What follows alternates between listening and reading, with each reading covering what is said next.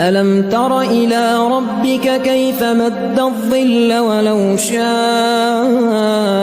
لجعله ساكنا ثم جعلنا الشمس عليه دليلا ثم قبضناه إلينا قبضا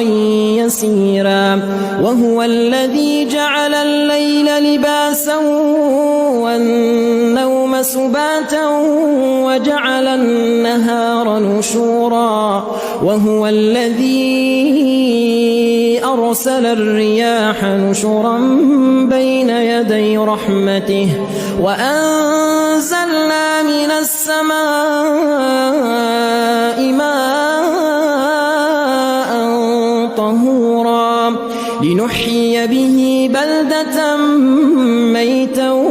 ونسقيه مما خلقنا